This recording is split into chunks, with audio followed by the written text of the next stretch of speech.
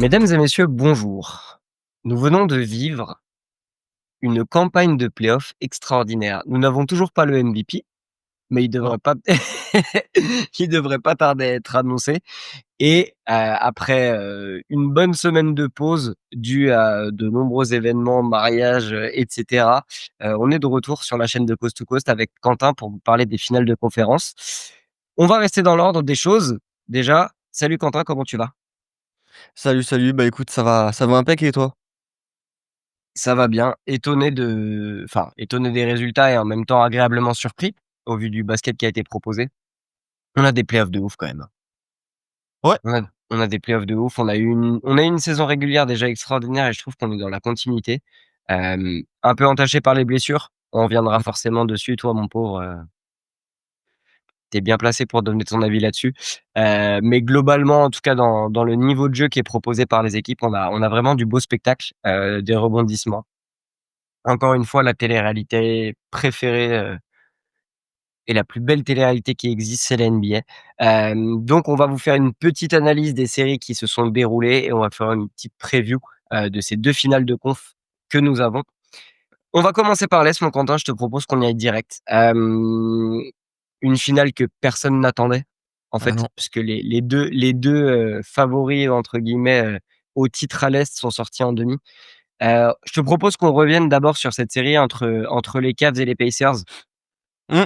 Heu, Encore une fois, on a sous-estimé les Pacers. Ouais, on s'est complètement foiré.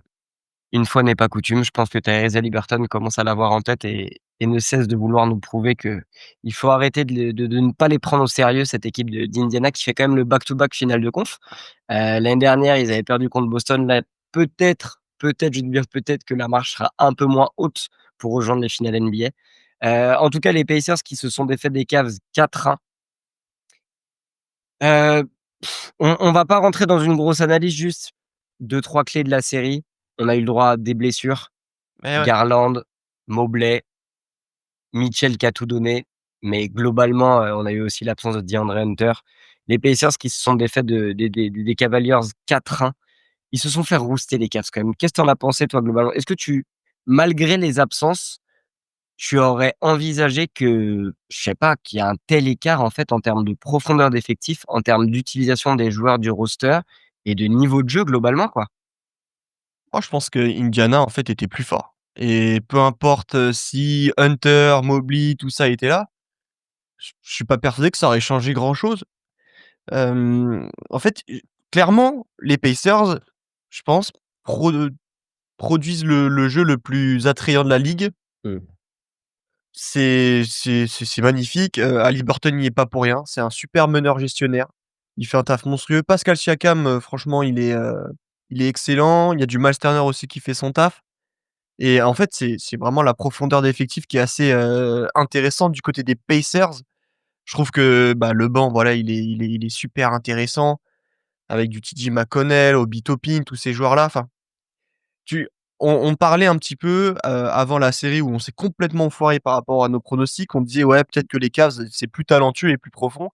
Bah, en fait, non, pas du tout. Pas du tout. Les Pacers, ont été exceptionnels et moi, il y a un joueur qui, encore une fois, m'a impressionné, c'est Andrew Nembhard. Andrew Nembhard, il fait une série, magnifique. Donc ouais, en fin de compte, je suis pas surpris. Ça fait plaisir, ça fait du bien au basket. On voit que quand on a un jeu, aussi léché qui fait gagner, c'est toujours plaisant. En face, il y a Donovan Mitchell qui était un peu en mode, Strat super-héros, Stratosphérique. et le problème, c'est qu'il y en a beaucoup qui vont un peu pointer du doigt son adresse, sa maladresse du coup, mais bon, il y avait que lui, il y avait que lui. Les défenses, bah, de toute façon, du côté des Pacers, tu avais juste à essayer de l'embêter un maximum et puis voilà. Dommage en vrai, c'est toujours embêtant ces blessures, mais c'est pareil, on sait que c'est comme ça les playoffs, faut savoir s'adapter. Kenny Atkinson n'a pas su trouver la clé, et puis, il y a je pense il y a un peu de la frustration du côté Mmh. des fans des Cavs parce qu'on les attendait, au tournant. Ils avaient fait plutôt forte impression lors du premier tour face au Heat. Voilà, échec au deuxième tour. On peut peut-être mettre ça sur le fait des blessures. Bon, il y en a, ils vont encore trouver des excuses, par rapport à ça. Mais bon, est-ce que c'était pas l'année là, pour les Cavs? On reviendra sûrement à la fin de la saison et quand tout sera passé sur, une petite review de la saison des Cavs qui nous ont quand même servi une régulière historique à plus de Ouais. 60 victoires. Et je comprends le côté frustration, surtout des supporters où tu te dis que toute la saison, tu as été épargné par les blessures. La gestion des minutes a été parfaite. Enfin, Kenny Atkinson avait vraiment réussi à faire en sorte que ses joueurs ne passent plus de 30 à 35 minutes sur le terrain de moyenne en saison, ce qui est assez extraordinaire. Tu l'as dit, pareil, la gestion des minutes sur le premier tour avec malheureusement la blessure de Garland, mais sinon pour tout le reste, ça allait plutôt bien. Les minutes avaient été gérées, et puis là, bah, tout s'écroule. En fait, là où je te rejoins, c'est qu'avec ce niveau proposé par les Pacers, je ne sais pas si à 100 les Cavs auraient pu sortir les Pacers, mais je pense qu'il y aurait eu une série bien plus compliquée, en fait. Mmh. Bien plus serrée. Là, vraiment, ils se sont fait rouler dessus. Il y a qu'un seul match finalement où les Pacers ne mettent pas plus de 110 points et c'est la victoire des Cavs. Donc déjà, premier élément à retenir. Deuxième élément du côté des Pacers, encore une fois, une série avec plus de 6 joueurs à 10 points de moyenne sur la Et série. ouais, ouais. Une répartition des points, une répartition au scoring et puis un gestionnaire en la personne de Tyrese Haliburton qui Mmh. clôture ce dernier match à plus de 30 points. Franchement, Tyrese, en termes de régularité sur la série, au scoring, on sait que c'est pas sa plus grande force. Non, Par il contre, en tourne à termes quoi? 18 points, je pense, un truc du genre? il tourne à 17,4 points. C'est le deuxième meilleur Ouais. score derrière Siakam à 17,8 points. Mais tu vois, pareil, on retrouve nos 3 meilleurs scoreurs, comme sur la série précédente, Siakam, Haliburton, Turner Mmh. et tous les role players, enfin XXL que sont Aaron Nesmith qui a fait Ouais, ouais. une série de dingue. Lui, en termes de progression, il va falloir qu'on en parle aussi, hein.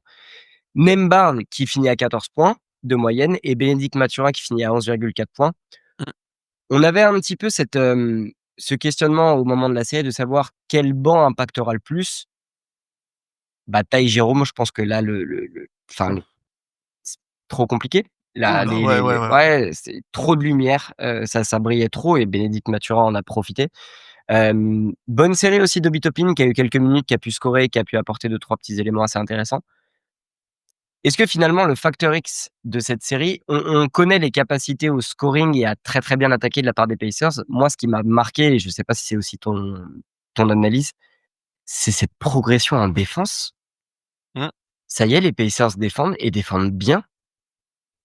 On avait vu C'est des progrès par rapport à l'année dernière parce qu'on sait que c'était un peu, une critique qu'on pouvait faire à l'égard des Indiana Pacers, une équipe qui misait tout sur l'attaque, en réfléchissant par le biais de si on marque plus de points que l'adversaire, on va gagner et défensivement, c'était un peu portes ouvertes.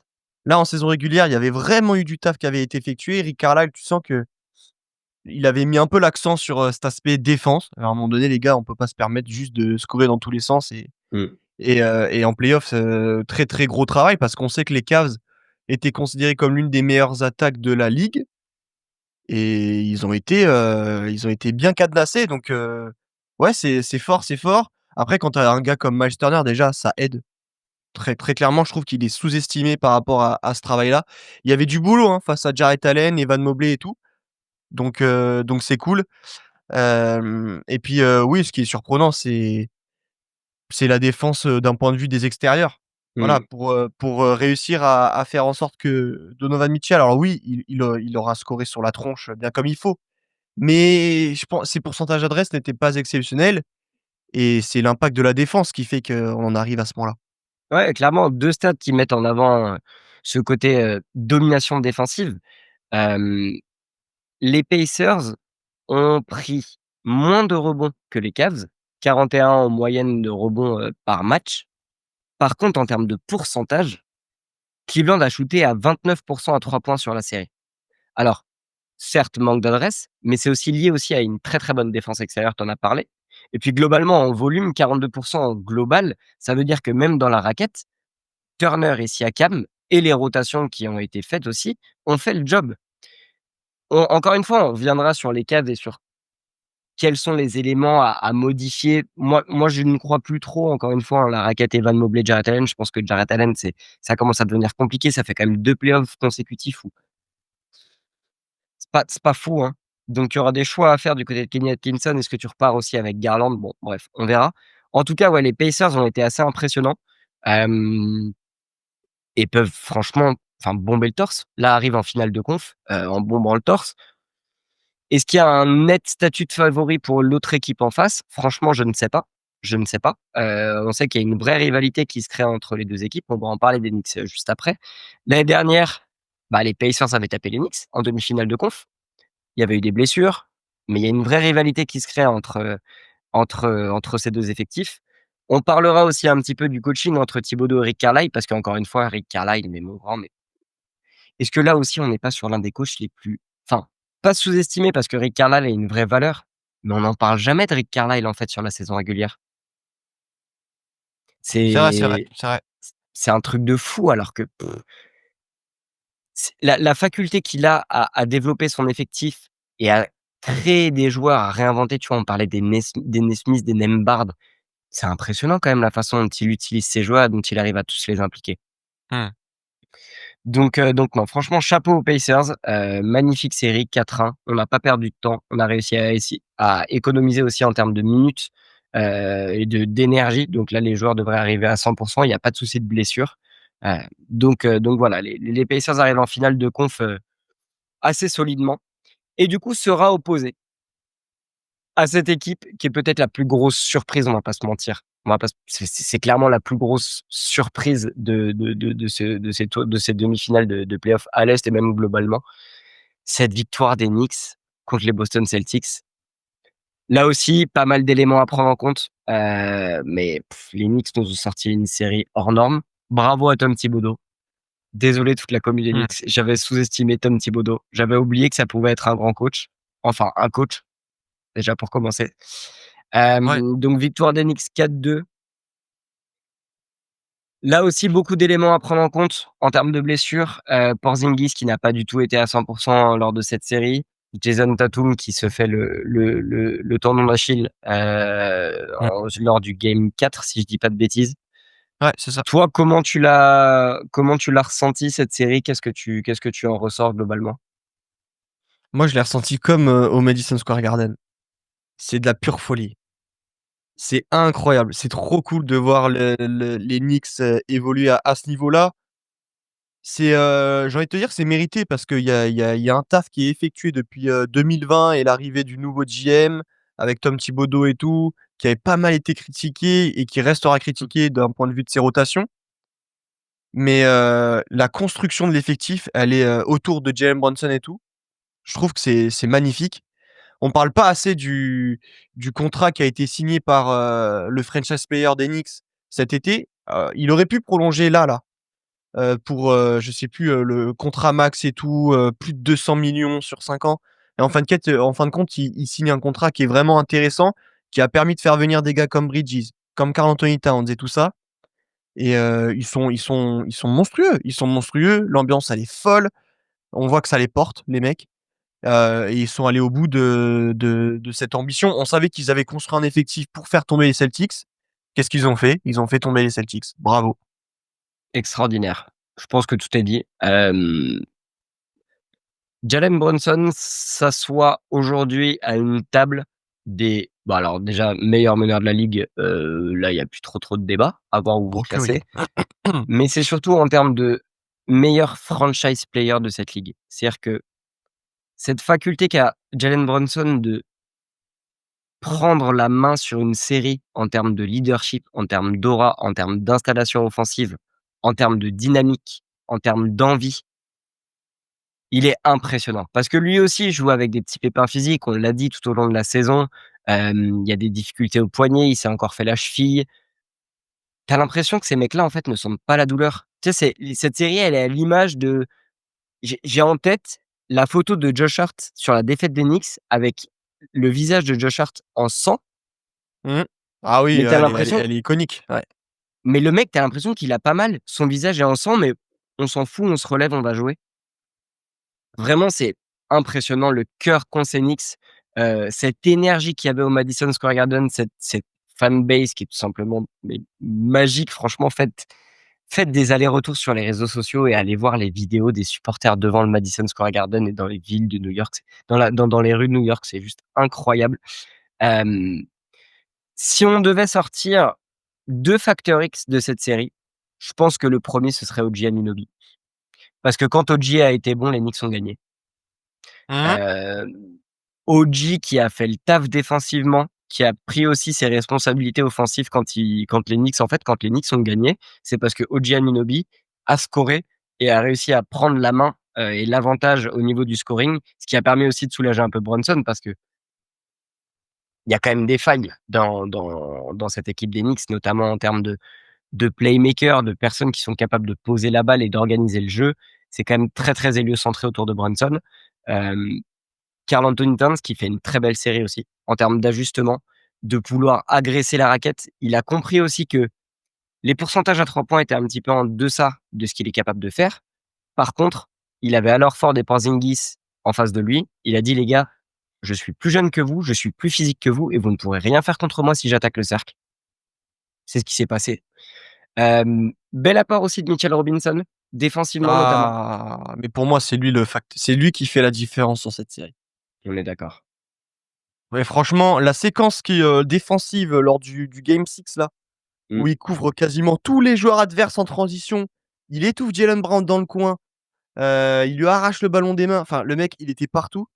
Je trouve qu'il s'est vraiment illustré par son, impact, défensif et même la présence d'un point de vue du rebond offensif. ouais. C'était énorme et bon, oui, bien sûr qu'il y a ce point noir, c'est, le Aka Robinson qui a eu un peu tout au long de la série. On l'a un peu emmené sur la ligne des lancers parce que, bah, on a vu 2-3 airballs, assez cocasses de sa part. Mais en fait, mis à part ça, j'ai vu une stat qui est quand même assez, intéressante, c'est que les Knicks, ils affichaient un net rating de 18,1 en positif quand il est sur le terrain, contre -11,9 quand il est pas là. C'est Vraiment, abyssal. c'était impact player. Clairement, il a 20 minutes de temps de jeu en moyenne sur la série et il a 8 rebonds de moyenne sur la série. C'est-à-dire que le mec en 20 minutes, il vient, il va te dissuader la raquette. Enfin c'est-à-dire qu'en face les Knicks, les les Celtics, on sait que leur jeu est énormément tourné autour des 3 points. Ils ont essayé de proposer un petit peu autre chose aussi lors de cette série, mais quand tu as Mitchell Robinson sur le terrain, Mmh. tu sens vraiment que toute la puissance de cet effectif des Knicks. Et ça met aussi, je trouve, en avant les capacités physiques et défensives de OG Anunoby et Mikal Bridges qui ont derrière un mec capable aussi de faire le second rideau. Là où quand c'est 4, c'est un peu plus complexe, tu vois? Mais là, l'avantage d'avoir Mitchell Robinson sur le terrain, c'est que ces mecs-là peuvent se donner à 100. Tu pas obligé de venir doubler. Ils peuvent tenir leur vis-à-vis en tête à tête et ça se passe bien. Et bon, bien évidemment, donc les Knicks ont proposé une magnifique série globalement. Ils ont même moi, ils m'ont fait peur très honnêtement sur ce match 5 où clairement ils ont laissé le match. Ils ont laissé le match à Boston. Je Mmh. me suis dit: «OK, je veux bien, j'entends le côté on est sûr de nous, on est capable de finir la série à domicile». Ouais. J'ai eu un peu peur, tu vois, qu'ils prennent de haut le champion en disant: «Attention les gars, OK, il y a pas Tatum, mais il y a quand même un effectif, il y a eu Derrick White qui a lâché un match à 30 points, fallait faire gaffe», tu vois? Et Ouais, au final, ce match 6, ah, il y a pas eu il y a match pas en fait. match. Non, non, il Il y y a a pas pas eu match. il y a pas eu match 119-81. Bah, le match était terminé en fait au milieu du 3e quart-temps globalement. Ils ont fait le taf, hein, avec un Madison Square Garden en feu. Moi personnellement, je présente mes excuses à toute la fanbase des Knicks parce que je ne les voyais jamais. Il y a aucun monde où je les voyais arriver à ce niveau-là. En plus, on en parlait avec Chappie lors de ses spaces, hebdomadaires le mardi, à qui je fais un petit coucou d'ailleurs, toute la fanbase, les Choubix, et cetera. Hem, les clés pour cette série que j'avais données pour les Knicks, le la seule façon que les Knicks avaient de prendre cette série, j'avais donné 2 indications, c'était s'il y a grosse blessure Mmh. et si les role players étaient capables de faire la série qu'ils ont posée. Mmh. Globalement, on s'est pas trop trompé. Même si la blessure de Jason Tatum arrive tard, elle arrive tard, mais un élément déterminant. C'est-à-dire que si je dis pas de bêtises, il y a quoi? Il y a 2-1 ou ouais, il y a 2-1 pour les Knicks à ce moment-là. C'est le match 4 où il se blesse Mmh. et il se blesse à 3 minutes de la fin d'un match où il est en train de poser une espèce de match all time à plus de 40 points et c'est le tournant. C'est le tournant parce que si Tatum se blesse pas, peut-être que la série change, peut-être que les Celtics retournent à la maison à 2-2 et la dynamique est différente. Mais les Knicks, malgré cette blessure, ont quand même réussi à faire le taf, à rester sérieux et vont s'opposer maintenant aux Indiana Pacers en finale de conf. On va pouvoir s'orienter un petit peu sur les previews. Les Knicks qui recevront, bien évidemment, sur les 2 premiers matchs, ils ont Mmh. l'avantage. Ils ont terminé 3e et les Pacers 4e. Là, comme une finale de conf sans le numéro 1 et sans le numéro 2. Alors que toute la saison, les mecs, on disait: «Bon, il y a 2 équipes à plus de 60 victoires, c'est déjà torché». Et ben non, on a un Knicks Pacers. Avant de rentrer un petit peu dans l'aspect, tactique et dans les facteurs potentiellement de cette série, toi, comment tu la vois cette série? Est-ce que déjà tu la vois équilibrée? Est-ce que potentiellement tu arrives à sortir des éléments ou est-ce que vraiment c'est le flou total? Ouais, je pense que c'est le flou total, elle est illisible cette série. Elle est illisible parce que je pense que pour la plupart, encore une fois, il y en a beaucoup, ils vont sous-estimer les Pacers et en fait, j'ai pas envie de faire cette erreur-là. Mmh, J'ai pas envie de faire cette erreur-là, on l'a bien compris, c'est le poil à gratter de cette conférence Est et puis il faut quand même rappeler aussi que, bah, en fin de compte, c'est eux qui ont le plus d'expérience là dernièrement. Ils sont finalistes déjà de la conférence Est l'année dernière où ils sont un peu, balayés par les Celtics. Il y a de la revanche aussi dans l'air avec cette série-là, puisqu'on avait eu des demi de conf, entre Pacers et Knicks bah, en fait, la série avait été entachée en raison des blessures. Il y avait Josh Hart qui s'était blessé au niveau des abdos, mmh. il y avait du Brunson aussi, enfin, Ouais, c'était assez Brunson, il jouait compliqué. sur une jambe. Là, pour le moment, ce qui est cool, c'est que, bah, il y a rien. Il y a rien à signaler, tout va bien.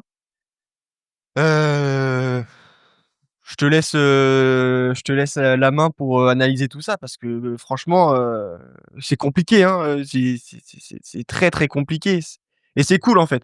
Mmh, Je trouve que, on en parlera d'ailleurs aussi pour l'Ouest, mais c'est des séries qui sont rafraîchissantes et qui clairement. sont quelque peu illisibles, en fait. Tu c'est très difficile de ressortir un favori. On peut parler de l'avantage du terrain en faveur des Knicks, le fait que ce soit la folie au Madison Square Garden. Mais je suis même pas sûr que ça fasse grandement la différence, quoi. On est d'accord. On reviendra dessus enfin, sur la conférence ouest, je vous donnerai aussi cette info. Là, on est quand même sur une finale où, bon, les Pacers n'ont jamais eu de bague, n'ont jamais eu de trophée NBA Mmh. et les Knicks, le dernier titre remonte à 1973. Et ouais. Donc là, potentiellement et c'est vrai que j'embrasse Simon aussi qui a tweeté ça et ça m'a beaucoup fait rire, c'est-à-dire que potentiellement, on vit dans une époque où Karl Anthony Towns pourrait être champion alors que Pat Ewing ne l'a pas été. C'est vous dire le récit de ces playoffs, tu l'as très bien dit, c'est hyper rafraîchissant. C'est 2 équipes qui font kiffer en fait à voir, dans des styles complètement différents. Pour moi, elle est là aussi un petit peu la clé de la série. Si les Pacers arrivent à imposer leur rythme, du jeu de transition, de courir, les Knicks vont être en difficulté. Parce que les Mmh. Knicks aiment quand même jouer posé, demi-terrain, Brunson balle en main, on organise du pick and roll avec Kat, Ouais. on essaye de spacer un maximum.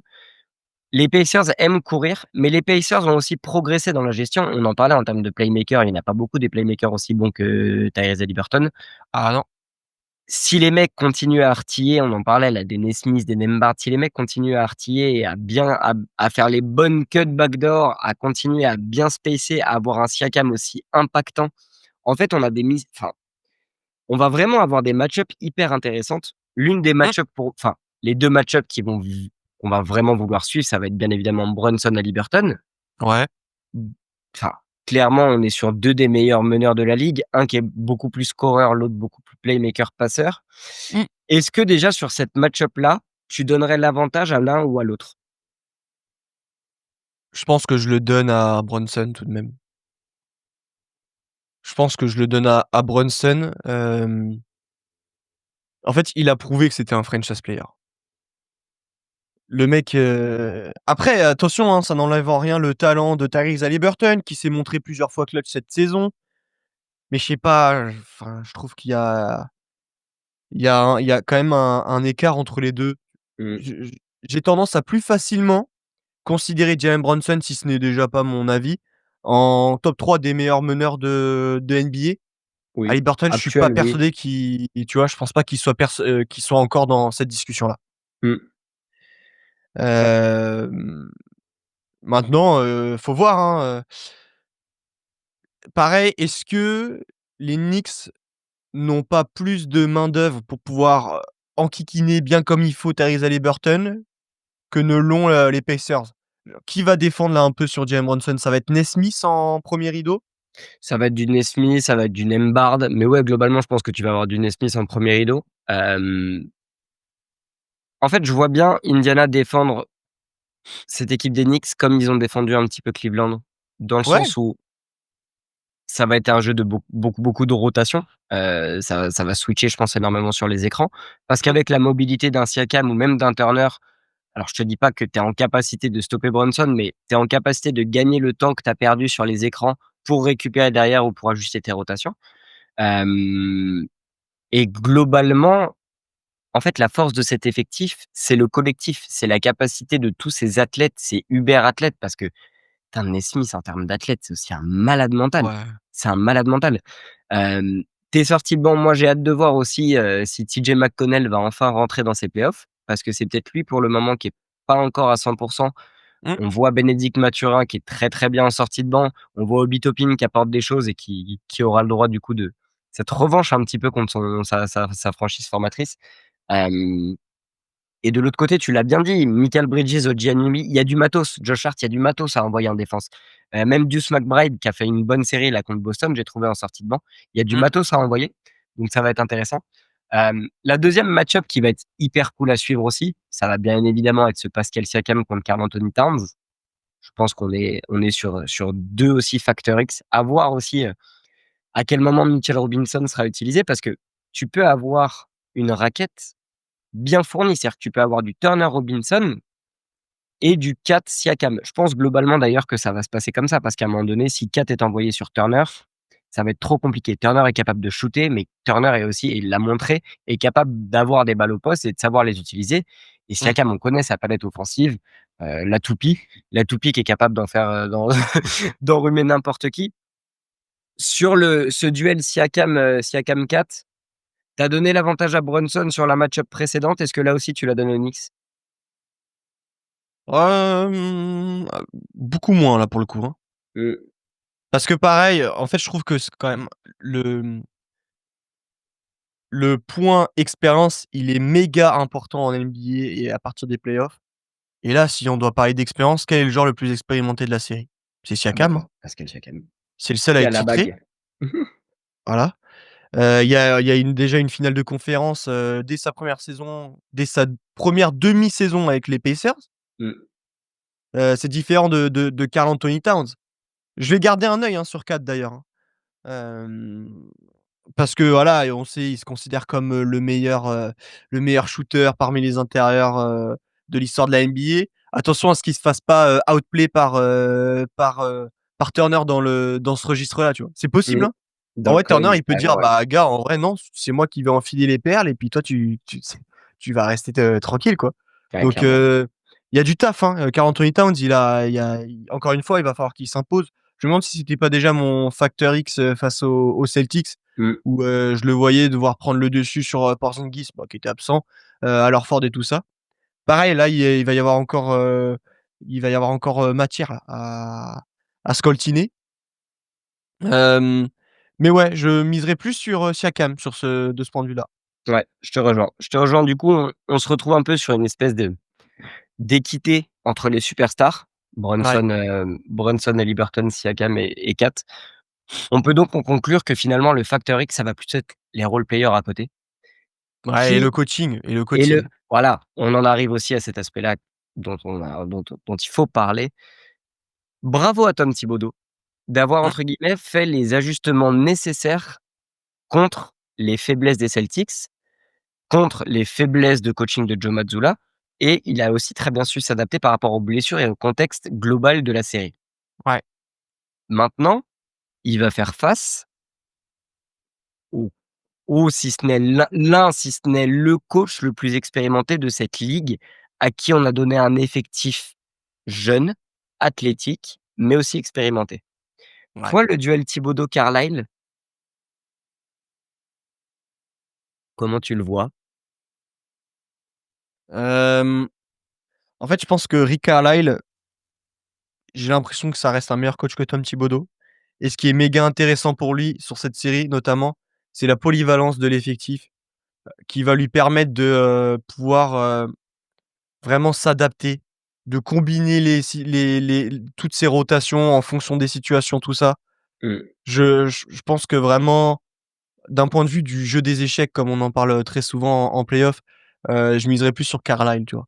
C'est mon, Magnus Carlsen, Carlisle pour, sur cette série-là. Hem, voilà, Tom Thibodeau, il est un peu devenu, tristement, célèbre, pour, épuiser ses, titulaires, vraiment miser dessus, appuyer là-dessus et peut-être pas assez s'adapter en fonction de ce qui se passe par rapport à ce que tu as, sur ton banc et ce qui va aussi un peu dans cette lignée-là, c'est que, bah, pour le coup, tu regardes le banc des Knicks, moi je le trouve, plus faible que celui des Pacers. Clairement,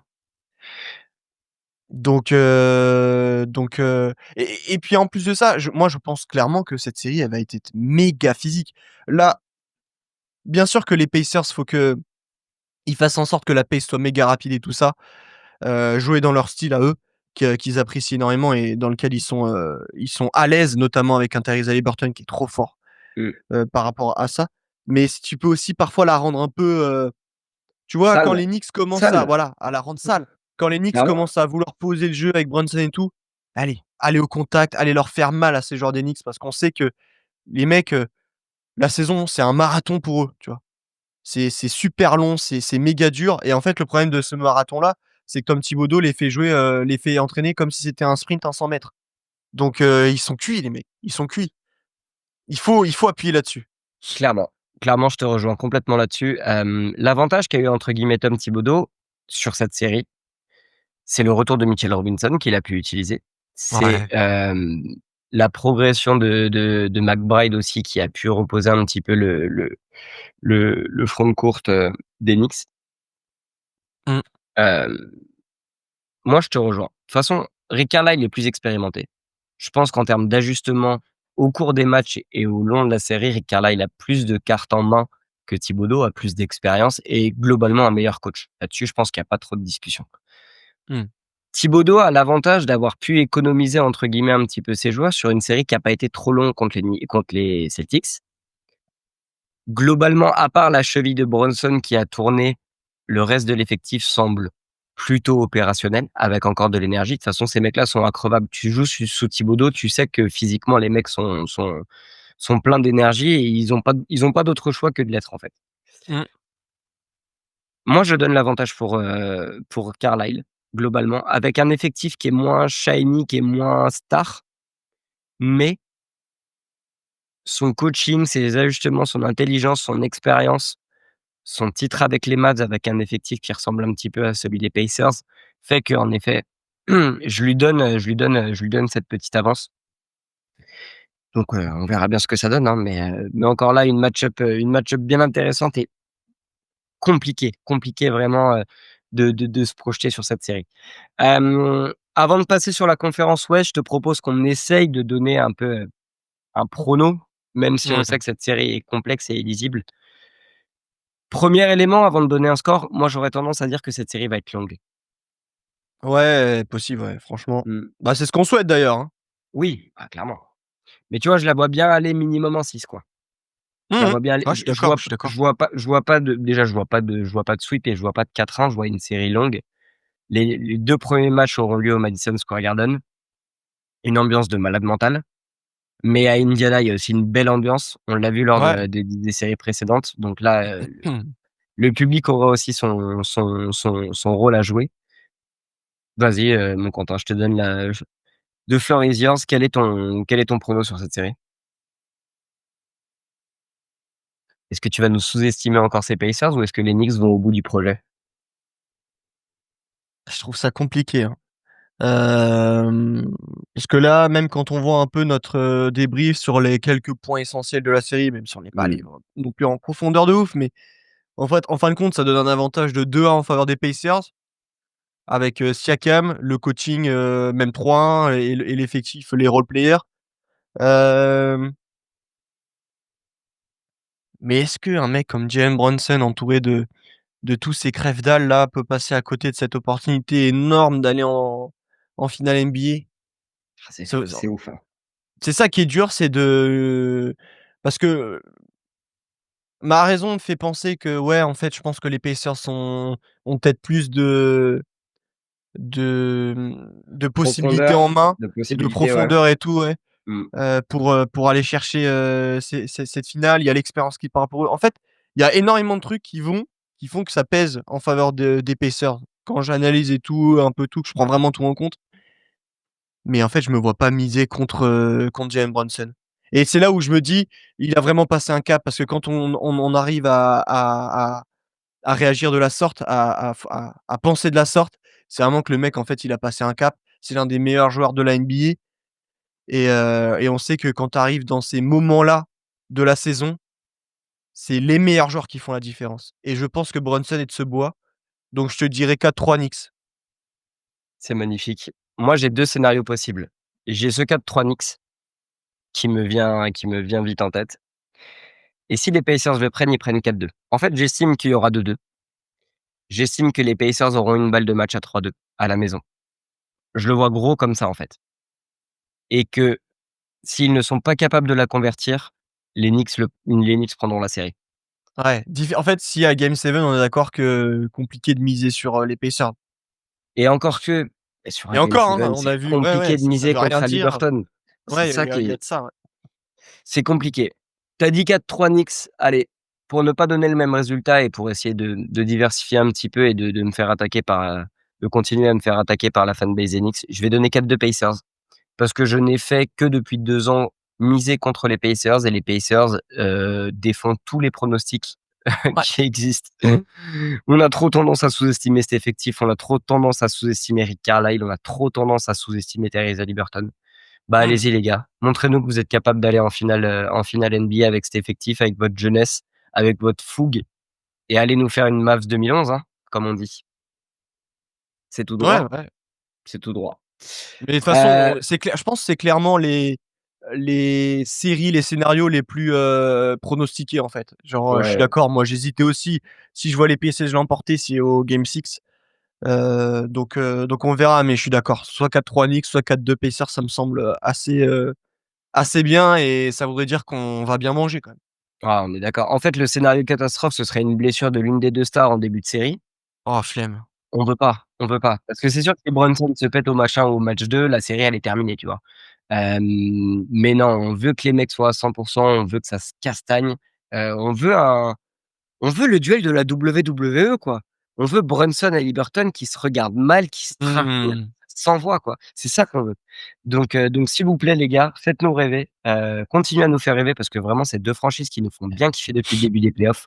Ouais, Allez-y et que le meilleur aille en finale, quoi. On y va tout droit. Mon Quentin, je te propose qu'on enchaîne sur la conférence Ouest puisque là aussi il va y avoir deux-trois petits éléments à donner. ouais. Hem Honneur à l'équipe qui s'est qualifiée en dernier, parce qu'on reviendra sur le Ah! Minnesota juste après. Ouais, on reviendra sur le Minnesota juste après parce que je pense qu'il y a deux-trois choses à dire sur OKC. Le Thunder d'OKC, qui est la meilleure équipe de la saison régulière, vient de défaire et de se défaire des Denver Nuggets, lors d'un game 7, voilà, lors Pourri! d'une pourrie, mais pas du tout à l'image de la série qui est une série historique. Duel de MVP, trophée qui n'a d'ailleurs pas été remis. Non. Qui devrait être remis là assez rapidement d'ailleurs, histoire de chauffer un petit peu Ant-Man de l'autre côté, mais ça on reviendra dessus après. Hem, Duel magnifique entre 2 effectifs complètement différents, la jeunesse contre l'expérience. Déjà je tiens à tirer mon chapeau à cet effectif de Denver qui a quand même qui s'est hissé à ce niveau-là des playoffs alors que franchement pas grand monde ne misait là-dessus. Les mecs à une semaine des playoffs, tu as ton coach et ton GM qui se fait virer. Ouais. Bravo à coach Adelman. On verra d'ailleurs s'il est signé, mais il nous a montré quelques beaux ajustements, sur ces playoffs. Que dire de Nikola Jokic? Bravo mon grand, tu auras donné tout ce que tu as. Tu as le droit d'aller boire tes bières et d'aller faire du poney maintenant pendant 2 mois, il y a pas de souci. Hem, les blessures de Michael Porter Jr. qui a été quand même assez catastrophique lors de ces playoffs, mais bon, diminué à l'épaule, mais là, c'était vraiment compliqué. Aaron Gordon héroïque, pour sa présence au match 7, alors que le mec se fait une déchirure des ischios au match 6, Eh ouais. si je te dis pas de Mmh. bêtises. Aaron Gordon qui nous a sorti, je crois 2, ouais, il en a mis 2 game winners dans ces playoffs, 2 buzzer beaters, si je dis pas de bêtises, Ouais, il y a la claquette dunk là, face contre aux les Clippers. Clippers et puis, il y a un autre, shoot Il à y en a 3 un points contre méga. ouais, Ouais. ouais, il y en a un contre OKC, je crois. Heu Jamal Murray, on reviendra dessus, après les playoffs, parce que là aussi, il y a des choses à dire, qui a été mi-figue, mi-raisin. Moi, mon coup de cœur, ça a été Christian Brown du côté de Denver. Je pense qu'on reviendra dessus, Mmh. pareil. On reviendra dessus, on fera une vidéo sur Denver pour voir un petit peu ce qui se passera dans un futur proche. Mais ouais, Denver qui a joué avec son cœur et qui a tout donné. Une attaque magnifique, bien évidemment, l'une des plus belles attaques mises en place de la ligue avec ce 5 majeur énorme. Mais ça n'a pas fait le taf contre cette profondeur, cette fougue d'OKC. Franchement, je pense que là, le Thunder, dis-moi ce que t'en penses, mais j'ai l'impression que ça y est, le Thunder a passé un cap. C'est cette victoire qu'il leur fallait pour passer un cap. Ouais, ouais, ouais et puis, elle a été, comment dire? Nerveusement, Mmh. il y en a qui en ont parlé. Shai Gilgeous-Alexander a avoué qu'il était nerveux, Tu m'étonnes. avant l'entrevue du game 7. Ouais, c'est je pense que c'est le déclic qu'il fallait, au Thunder et c'est important pour eux. C'est ce qu'on disait un peu, on avait l'impression qu'ils nous avaient jamais rien prouvé en playoff. Voilà, il est là, Ça y est. le moment, ça se trouve, c'est cette première pierre à l'édifice, de d'une possible, je sais pas, on n'en est pas encore là, mais d'une possible dynastie du côté du Thunder parce qu'il y a de la jeunesse, dans tous les sens et tout ça et du talent à tire-larigot. Faut voir, mais elle fait plaisir ça là, elle était importante et la manière y était parce que, bah, en fait, ils ont vraiment détruit les Nuggets. Sur ce game 7, moi, j'ai pu le commenter avec, pour TBA avec Maxime. Bon, c'est simple, à chaque fois, je suis un chat noir, hein. Dès que je commente un match, sur TBA, c'est des blowouts. Blowout. Ce que j'ai vraiment kiffé et je pense que là, il y a aussi le travail de Marc Daigneault, c'est qu'il commence le match complètement à l'envers, le Thunder. Mmh. Ils sont mais vraiment, ils s'entêtent à shooter à 3 points alors que l'adresse n'est pas là.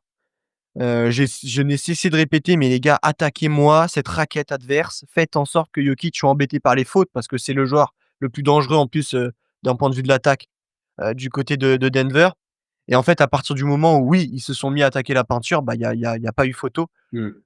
et je pense que Marc Daigneault a remis les choses en ordre. C'est clair et net, je pense, ça se voyait que le Thunder avait peur quand même. Ouais.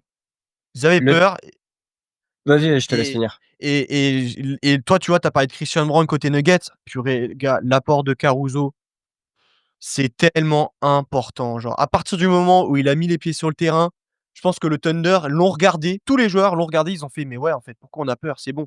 On le suit dans son truc et let's go» et puis, en fait, ils ont broyé les Nuggets comme il faut. Superbe série de Caruso, Hartenstein aussi, comme quoi il y Les a 2 un gros, recrues, gros hein. travail. Il y a un Mmh. gros travail de Sam Presti. Clairement, il y a un énorme travail de Sam Presti tout au long de la saison. Encore une fois, on se questionnait, est-ce que OKC a bien fait de lâcher Josh Giddey pour aller récupérer Alex Caruso? Oui. Ah Oui, bah, ouais, il y a pas photo. oui! Ah ouais. Clairement, Alex Caruso hier, qui s'est quand même tapé en bugne à bugne Nikola Jokic pendant une énorme partie du match Mmh mh. et le mec l'a plus que ralenti. Énorme. L'impact d'Hartenstein, tu en as parlé. Sur ce game 7, l'impact de Jalen Williams qui était passé à travers de pas mal de matchs dans cette série et Ouais. putain, lui aussi quand il est bon, ça fait la différence. Hem, 24 points, 5 rebonds, 7 passes, 10 sur 17 au shoot.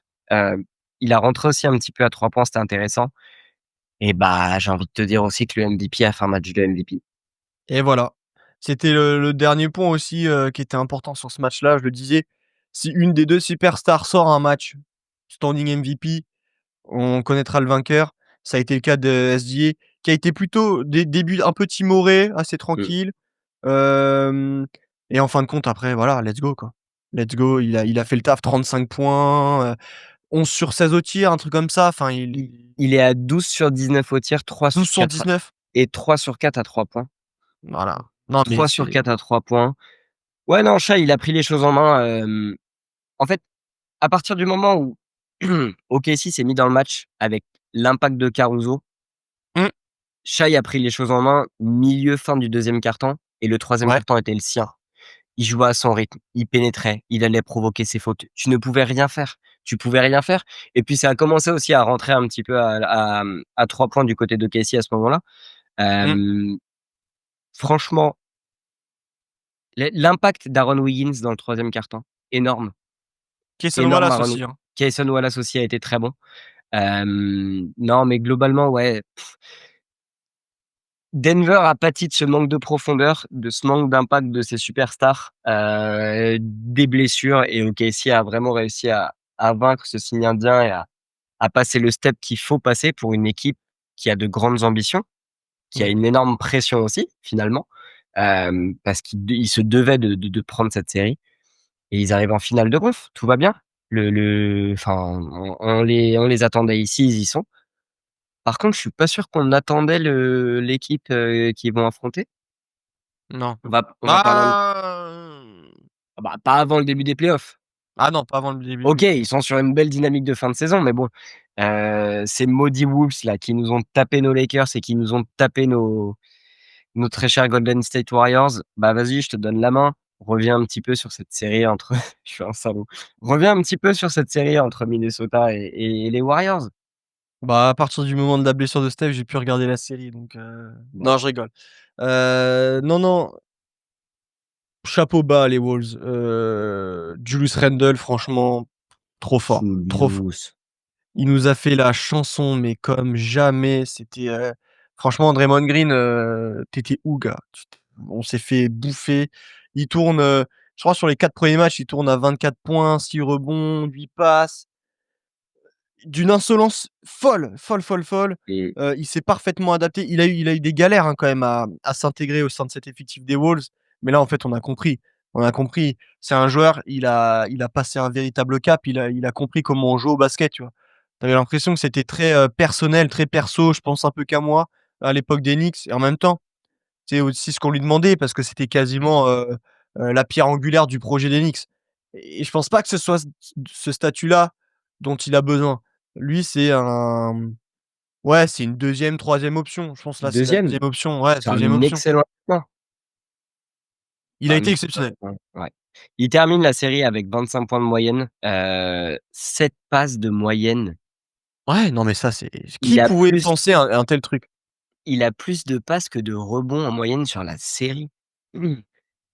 Tu l'as très bien dit, le meilleur lieutenant possible que pouvait avoir finalement Anthony Edwards parce que, en fait, j'ai pas envie de venir dans cette comparaison parce que je kifferais avoir une série Knicks, Wolves en finale pour l'historique et pour le côté 4 contre Randle. Enfin, j'aimerais trop Ouais. que ce scénario nous soit offert, mais on n'y est pas. Mais Julius Randle nous montre des choses que Kat nous a jamais montrées quand même. Et bizarrement, c'est surtout sur l'aspect défensif. Le duo, la raquette avec Rudy Gobert ou Naz Reid, mais énorme, énorme. Et puis, Jaden McDaniels, un petit peu moins adroit que contre la série contre les Lakers, mais hyper impactant aussi. Il finit la série avec plus de 13 points de moyenne, pratiquement 6 rebonds. Mais il va falloir qu'on parle du franchise player, va falloir qu'on parle du coupeur de tête de superstar. Ce jeune homme de 23 ans, qu'on appelle Anthony Edwards, qui n'a peur de personne, qui est frustré. Le mec termine la série en disant: «OK, c'est cool, on a gagné, mais il y avait pas Steph Curry en face, je suis dégoûté». Vous vous rendez compte à quel point ce mec est un malade mental? Et là, potentiellement, en finale de conf, il a la possibilité de couper la tête du MVP? Ouais. Mais faut pas lui donner ça lui, hein. Faut pas lui donner ça, hein. Ant-Man qui termine la série du coup en 26 points, 7 rebonds et demi, 5 passes et demi. Pratiquement 2 interceptions aussi, 3,4 pertes de balles, mais c'est normal, enfin entre guillemets, c'est lui limite le seul playmaker, de cette équipe. Ant-Man qui a été énorme et on se dirige globalement contre un duel sympa. Je te propose qu'on rentre dans cette preview, de finale de conf à l'Ouest. OKC Minnesota, honneur à la jeunesse, honneur aux jeunes superstars, un Canadien contre un Américain. 1er élément, 1er match-up, Shai contre, Edwards. Tu la vois comment celle-là? Oh là là là là, ah ouais, direct, on commence par ça. Ah ouais, on y va direct, on y va direct. Hem, je sais pas. J'ai plus tendance à croire en Edwards pour prendre le dessus, en fait, sur, SGA. Même si, ouais, ouais, même si, Shai a l'étoffe d'un MVP, il va certainement être sacré MVP et tout. Hem, je sais pas, genre Edwards, il nous a impressionné un nombre de fois incalculable. Comme tu l'as dit, c'est un véritable découpeur de tête. Là, c'est le meilleur cadeau qu'on puisse, lui filer, en fait. Mmh. C'est, OK, je joue le MVP, bah, non, en fait, parce que lui se considère comme le meilleur joueur de la planète et c'est typiquement sur ce genre de série faut qu'il le prouve. Ouais, je pense que c'est là où, en fait, il est le plus, intenable. Mmh. Là, il est capable de passer à 30 points de moyenne, tu vois? Oui. Dire, «OK, merci Randle de m'avoir, bien aidé sur les 2 tours précédents, mais gars, je vais être à 50 de réussite au tir et 45 à 3 points et let's go, quoi, c'est terminé». Genre, je vais broyer tout le monde. Ah, il est carré. Alors après, bien entendu, hein, je pense que la défense qui va être proposée par, OKC sur Edwards, attention Coco, hein, parce que autant il peut prendre le dessus, autant il peut se faire éteindre aussi. Ah, tu du Lou Dort, du Caruso à lui envoyer sur la tronche en une à une, c'est Ouais! violent, hein. Il a C'est pas connu violent. ça encore, hein. Les Mmh. Lakers, on va pas se mentir, il y a pas vraiment de défense là-bas. Non. Les Warriors, bon, bah, malheureusement, on a Sur bien ligne compris que c'était extérieure, pas il le y a cas pas de non. défense, il y a pas de défense sur ligne extérieure. Non, non, non, non. Attention là, quand Caruso va se mettre à te masser comme il a massé Jokic, durant la série, que Dort va vraiment, venir, t'enfermer bien comme il faut. Donc ouais, c'est pas simple. Ouais, c'est vrai que maintenant quand je pense un peu à la défense d'OKC, je me dis: «Il va peut-être avoir du mal, Edwards». Moi, je te le dis clairement, hein, on envisage une série longue de l'autre côté. Moi, j'ai peur que cette série soit moins longue et non pas que je sous-estime Minnesota, mais vraiment, je pense que cette victoire du Thunder contre Denver, le fait d'avoir pris du rythme sur, une série en 7 là où la série précédente, en fait, les a pas du tout mis en rythme contre Memphis. Mmh. Je pense que les mecs ont du cardio, les mecs ont du jus, les mecs sont jeunes. Le duel de match-up avec le trophée qui sera rendu parce que oui, alors il est pas encore officiellement MVP, mais il le sera, on le sait, hem, va aussi donner un regain et un plus de confiance à Shai Gilgeous-Alexander. L'aspect défensif, en fait, toutes les armes défensives qu'ont à donner le Thunder sur Anthony Edwards ne vont pas le stopper, mais vont le limiter et le problème, c'est que si tu arrives à limiter Anthony Edwards, j'ai peur qu'à côté, bah, tu vois, pareil, sur cette série, Randle va avoir un os, en fait, en face. C'est-à-dire qu'il va avoir soit du Chet Holmgren, soit du Isaiah Hartenstein. Il y aura un beau duel dans la raquette, hein, parce que là, pour le coup, Rudy sera sur le terrain et Rudy a des éléments à apporter. En termes de physicalité, de prise de rebond, Rudy Hartenstein, ça va se massacrer la tronche, hein. Ouais. Physiquement, ça va se massacrer la tronche, ça va être hyper intéressant. Moi, je vais pas trop tourner autour du pot sur cette série, je vais pas te mentir parce que je pense vraiment qu'OKC en fait, je vois Minnesota comme étant le OKC de l'année dernière, tu vois? Mmh. Je Qui vois. qui qui perd contre Dallas parce que trop jeune ou alors trop déséquilibré, manque manque quand même quelques éléments dans cet effectif, hem et en fait, je vois la série tourner rapidement à l'avantage d'OKC et je vois pas OKC perdre de temps parce que, voilà, globalement, en fait, je vois OKC comme mon favori pour aller au bout, quoi. Je vois mon fav D'accord. je vois globalement le titre aller à l'ouest et je vois OKC comme mon favori parce que, prise d'expérience, maturité. Je pense que le match 7 a fait aussi beaucoup de bien à Jalen Williams et que lui, il a beaucoup de cartes en main dans cette série, qui va être opposé, je pense, à du McDaniels, tu vois? Un peu en bugne à bugne et il est capable en termes de vitesse, de longueur, même de physicalité, il est capable de le faire chier. Même si McDaniels, c'est un très bon défenseur, je pense qu'il a quand même pas mal de cartes en main pour l'embêter à ce niveau-là. Hem, on en a parlé, la profondeur de l'effectif d'OKC est supérieure aussi à celle de Minnesota. C'est un peu comme les Pacers ont une profondeur d'effectif supérieure à celle des Knicks, bah, là, je pense aussi que c'est aussi le cas, tu vois? Et là où les Knicks ont potentiellement un 5 majeur plus fort que celui des Pacers, je pense que dans cette série, OKC a un 5 majeur plus fort que celui de Minnesota, en plus de la profondeur de banc. Donc ouais, je donnerais l'avantage à Shai sur cette match-up. OK. Et c'est quoi, toi, un peu ton facteur X qui pourrait faire pencher la balance du côté de Minnesota? Du côté Il de f Minnesota. Ouais, il faudrait quoi? Il faudrait qu'Anthony Edwards nous sorte une série à 40 points de moyenne et que Randle continue à ce niveau-là et que les mecs autour mettent? Est-ce que même Ouais, ça, ce serait suffisant? c'est un peu l'idée, ouais, c'est un peu l'idée, mais en fait, ce qui est effrayant pour les Wolves, c'est, le facteur défense, quoi. En fait, pour moi, Mmh. c'est ça. J'ai du mal à voir, ne serait-ce qu'1 ou 2 matchs où il y a une des 2 équipes qui met, plus de enfin, où il y a les 2 équipes mettent plus de 100 points. Je pense le jeu va être très Incroyable. très haché, très, très, très haché parce que, OKC, c'est l'une des meilleures défenses que je n'ai jamais vues de toute ma vie. Impressionnant. Et il faut dire que ça défend aussi très, très bien du côté des Wolves. Mmh. Hem, Qu'est-ce qui peut aller dans le sens des Wolves? Je suis un peu en train de me Mmh. spoil mon pronostic, mais ouais, en fait, je ne cesse de le dire, hein, si vraiment Edwards fait ce qu'il veut de la défense extérieure du Thunder, là, je me dirais: «OK, il y a un souci», tu vois? Ouais. Parce que c'est pas normal. Là, vraiment, ils sont en mission, il faut éteindre Anthony Edwards.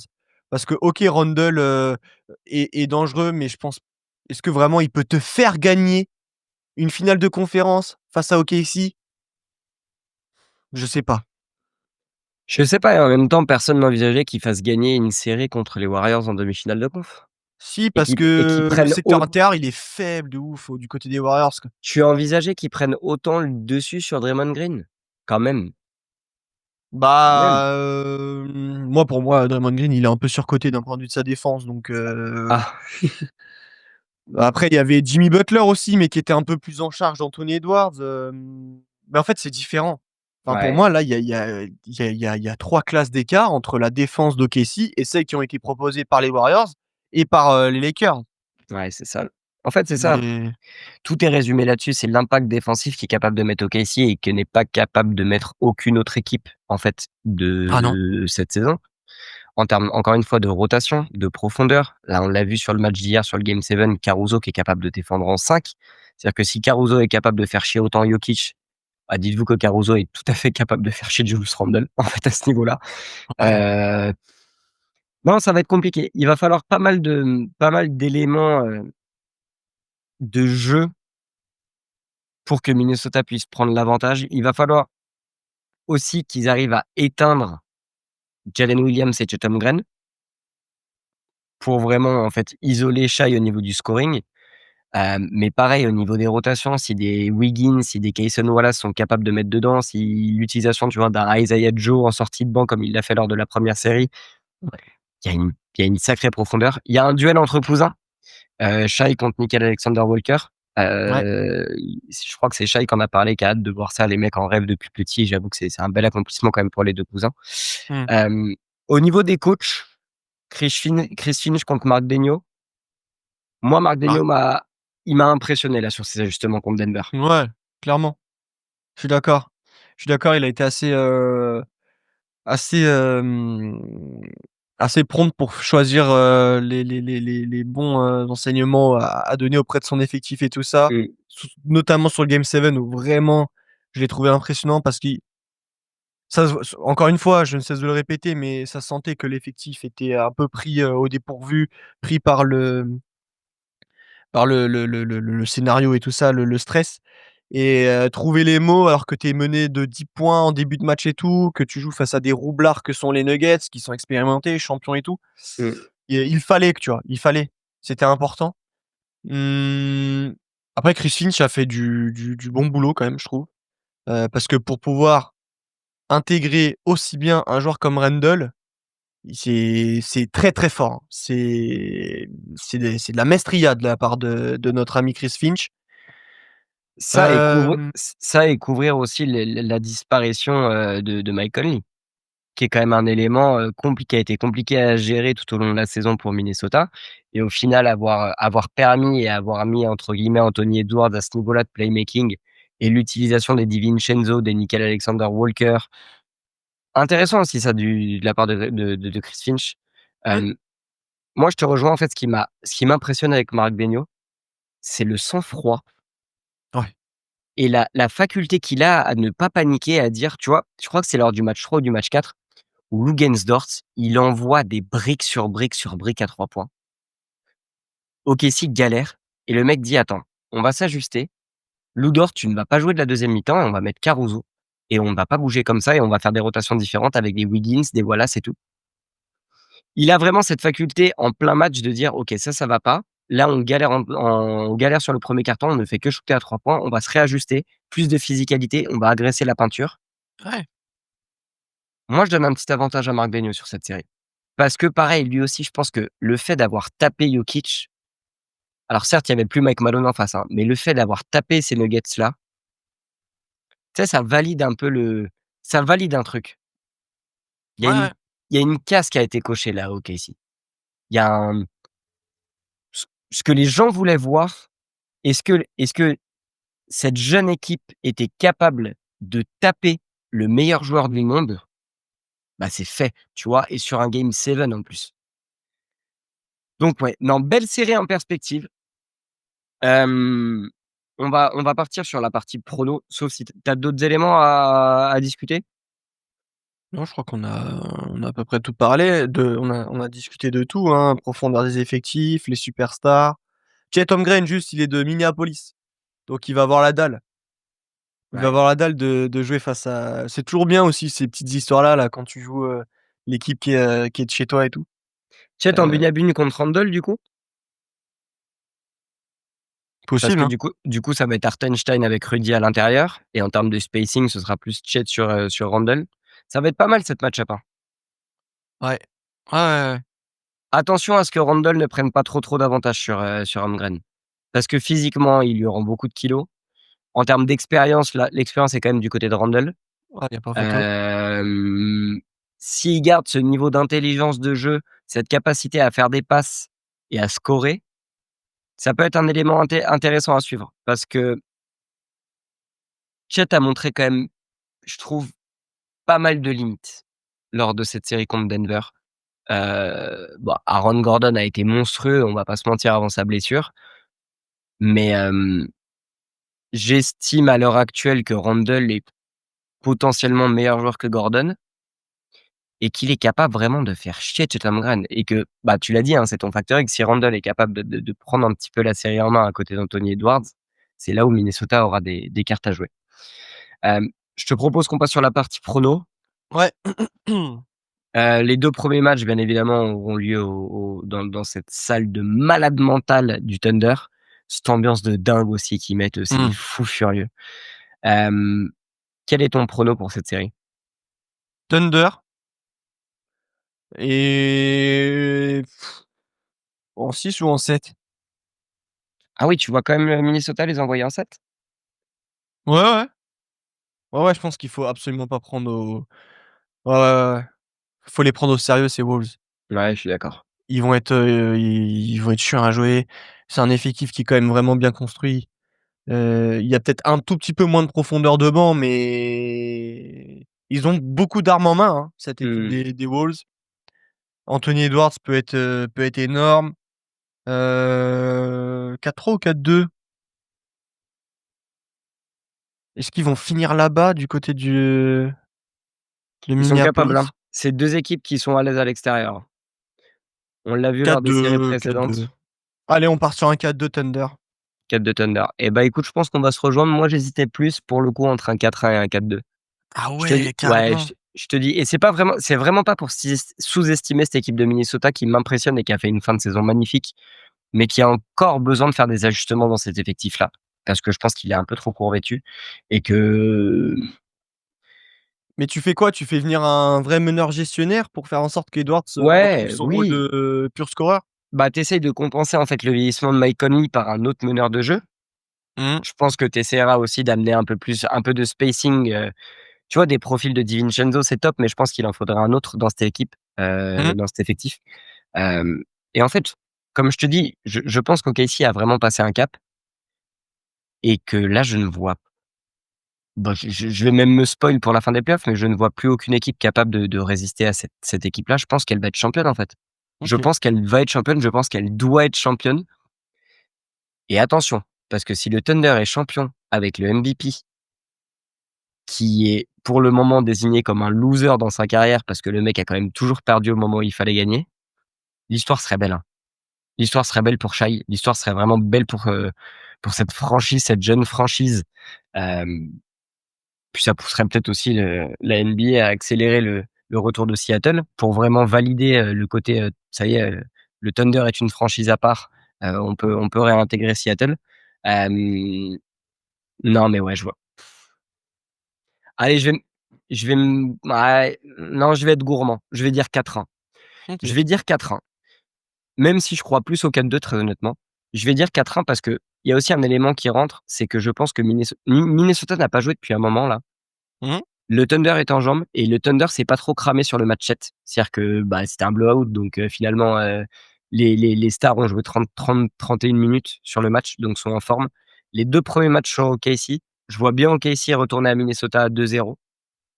Je vois bien OKC en prendre un là-bas et Ah ouais et terminé, OK. tu reviens à la maison à 3-1 et c'est terminé, en fait. Je vois bien ce scénar-là, mais OK. peut-être que je me trompe et encore une fois, là, je souhaiterais une série longue, mais ouais, là, ça y est, OKC m'a montré ce que je voulais voir, en fait. OK. Le déclic, Donc ils l'ont eu, quoi. ouais, ouais, le déclic, ils l'ont eu et j'aimerais bien qu'ils aillent au bout, quoi. En fait, je pense que ça y est, j'aimerais bien qu'ils aillent au bout. Je le souhaite pour ce jeune effectif et ça me ferait kiffer parce que, pareil, en termes de construction d'effectifs et de développement, alors pas dans le jeu, hein, mais tu vois, ça se rapproche aussi un petit peu de ce qu'a fait Boston. C'est-à-dire qu'on ne trade pas pour des superstars, on draft maison.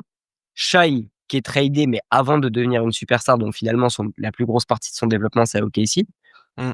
Les Jalen Williams, les Chet Holmgren, et en fait, tu n'apportes que des role players hyper importants comme Boston avait fait avec Jrue Holiday, bah là, tu as ton Caruso. Boston l'a fait avec Al Horford, là, tu as ton Hartenstein, tu vois? Je trouve qu'il y a un peu de il y a des dynamiques qui se ressemblent, il y a un parallélisme qui est possible à faire entre ces 2 équipes et vas-y les gars, vous pouvez pas nous sortir une régulière comme ça et tabasser les playoffs comme vous l'avez fait et ne pas assurer à aller jusqu'au bout. Bah, allez, faites-le, ce serait beau. Ce serait beau, ce serait beau. Je pense qu'on a fait un bon tour, mon Quentin. Ouais. N'hésitez pas à nous donner vos avis. Est-ce qu'on a été trop dur sur Tom Thibodeau encore une fois? Est-ce qu'on est trop dur sur ces Bulls? Est-ce qu'Anthony Edwards va encore casser la bouche d'une superstar et devenir lui-même la superstar ultime de cette ligue? Parce qu'attention, hein, si Minnesota le prend et qu'Edwards sort une série de monstres là, à 23 ans, on en reparlera en termes d'accomplissement, ce qu'il fait Pépère là, hein. Mmh. Ça va être hyper intéressant à suivre. N'hésitez pas à liker, commenter et venir discuter avec nous sur les réseaux. Et puis, bah, on se retrouve très, très vite pour d'autres contenus. On a pas mal d'idées en tête avec Quentin. On va essayer de vous proposer ça assez rapidement et on reviendra bien évidemment pour la preview des finales NBA qui sont tout simplement magnifiques. Sur ce, je vous souhaite une très, très bonne semaine et je vous dis à très vite. Ciao, ciao.